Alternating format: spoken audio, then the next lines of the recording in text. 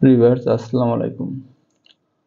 আজকের আলোচনার বিষয় হলো বেকার ভাইদের জন্য সুখবর যে তাদের জন্য বাংলাদেশ পল্লী বিদ্যুতায়ন বোর্ড এক বিশাল নিয়োগ বিজ্ঞপ্তি প্রকাশ করছেন যে শিক্ষানবিশ লাইনম্যান পদে ৭৬৪ জন লোক নিয়োগ করা হবে। তো আজকে আমরা এই বিষয়ে আলোচনা করব।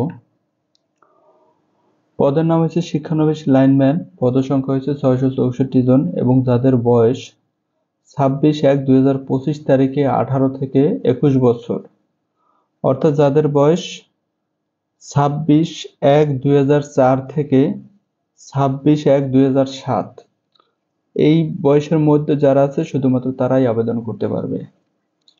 এছাড়া পল্লী বিদ্যুৎ সমিতিতে কর্মরত প্রয়োজনীয় যোগ্যতা সম্পন্ন মিটার রিডার কাম মেসেঞ্জার শিক্ষানবিশ লাইনম্যান তারা আবেদন করতে পারবে। শিক্ষাগত যোগ্যতা আপনার সায়েন্সে জিপিএ 5 এর মধ্যে 3 পেয়ে যারা উত্তীর্ণ হবে তারাই আবেদন করতে পারবে। এবার শারীরিক যোগ্যতা লাগবে। ১ নম্বরে আছে যে অবশ্যই সুস্বাস্থ্যের অধিকারী হতে হবে, কঠোর পরিশ্রম সহ বৈদ্যুতিক খুঁটি ও স্থাপনা উঠানামা সক্ষমতা থাকতে হবে। ২ নম্বরে অবশ্যই দৈহিক পরিশ্রম করার সদিচ্ছা বা স্বাভাবিক প্রবণতা থাকতে হবে। কাজের মাধ্যমে শিখনের আগ্রহ সক্ষমতা থাকতে হবে। হাইট উচ্চতা লাগবে ৫ ফুট ৪ ইঞ্চি। বুকের মাপ লাগবে ৩০ থেকে ৩২ বা এর বেশি হলে সমস্যা নেই। তো অর্থাৎ যারা সুস্বাস্থ্যের অধিকারী তারাই শুধুমাত্র আবেদন করতে পারবেন এবং তাদের বেতন স্কেল থাকবে ২০১৬ অনুযায়ী ১৫,৫০০ থেকে ২০১৬ অনুযায়ী ১৬,৬০০ পর্যন্ত।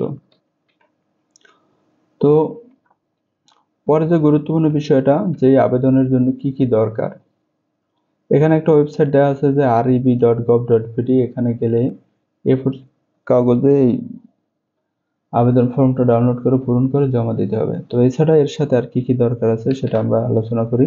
আবেদনের সঙ্গে অবশ্যই এসএসসি সনদের মূল কপি, অর্থাৎ এখানে যদি আপনি মার্কশিট বা প্রশংসাপত্র দেন সেটা গ্রহণযোগ্য হবে না। মূল সনদ অথবা সাময়িক সনদের ফটোকপি, নাগরিক সনদ এবং ৪ কপি পাসপোর্ট সাইজের ছবি, এবং সেটা হইতে অবশ্যই আপনার প্রথম শ্রেণীর গেজেটেড কর্মকর্তা কর্তৃক সত্যায়িত হবে। এছাড়া ৫০ টাকার পে অর্ডার বা পোস্টার অর্ডার যার বরাবর আবেদন করবেন যে সিনিয়র জেনারেল ম্যানেজার অথবা জেনারেল ম্যানেজার, তাদের বরাবর ৫০ টাকার অনুকূলে একটা পোস্টার অর্ডার বা পে অর্ডার নিতে হবে ব্যাংক থেকে। এরপরে আপনার যে বিষয়টা হলো যে পরীক্ষার সময়, এখানে আপনার আবেদন কোনো ডাকে বা অনলাইনে আবেদন করতে হবে না, আপনি সরাসরি আবেদন সাথে নিয়ে যাবেন এবং সাথে সাথে পরীক্ষা দিবেন। তো সেটা হলো যে উপস্থিতির সময় ও তারিখ ২৬/১/২০২৫ তারিখ সকাল ৯ ঘটিকার সময়। তারপর আপনি কোথায় যাবেন, যে এখানে আপনার ৬৪ জেলা সবাই যেতে পারবেন। তো যার জেলার পল্লী বিদ্যুৎ সমিতির যে অফিস সেখানে আপনাকে যেতে হবে। তো এখানে লেখাই আছে যে নিম্নবর্ণিত ছক অনুযায়ী আবেদনকারী তার নিজ জেলার পার্শ্বে বর্ণিত পল্লী বিদ্যুৎ সমিতিতে আবেদনপত্র ও সাহিত্য কাগজপত্র সহ উপস্থিত হবেন। অর্থাৎ আপনি ২৬ তারিখে সকল কাগজপত্র সহ অফিসে উপস্থিত হবেন। তো বরিশাল জেলায় যেটা আছে যে বরিশাল পল্লী বিদ্যুৎ সমিতি ২ রহমতপুর ক্যাডেট কলেজ বরিশাল। তো বরিশালের মধ্যে যারা বসবাস বা আবেদন করবেন তারা এখানে চলে যাবেন।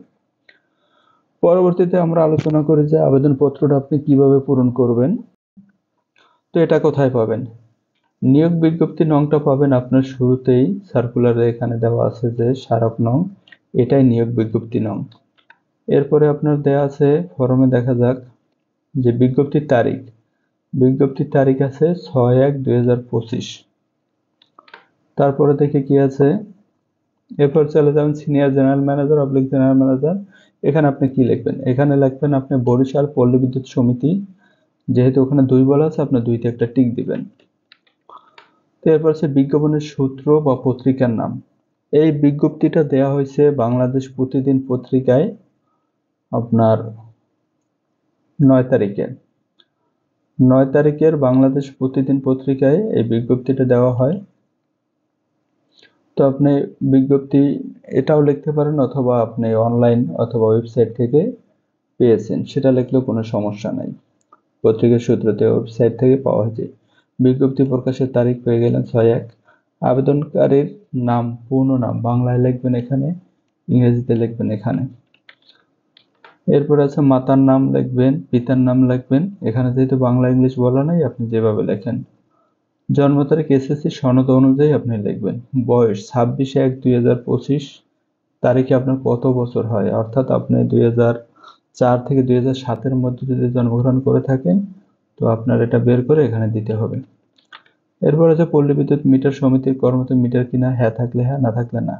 কোঠার প্রার্থী কিনা, যদি কোঠা আপনার থাকে তাহলে দিবেন, না থাকলে নাই। ধর্ম উল্লেখ করবেন। এরপরে আছে জাতীয়তা ও জাতীয় পরিচয়পত্র, জাতীয়তা লিখে জাতীয় পরিচয়পত্র নং লিখবেন, নিজ জেলা লিখবেন, যারা বরিশাল বরিশাল, অন্যান্য জেলা লিখবেন, বিবাহিত হলে বিবাহিত, অবিবাহিত হলে অবিবাহিত। স্থায়ী ঠিকানা এটা লিখবেন। এর পরবর্তীতে আছে বর্তমান ঠিকানা, সেটাও লিখবেন। পরে ফোন নাম্বার লিখবেন।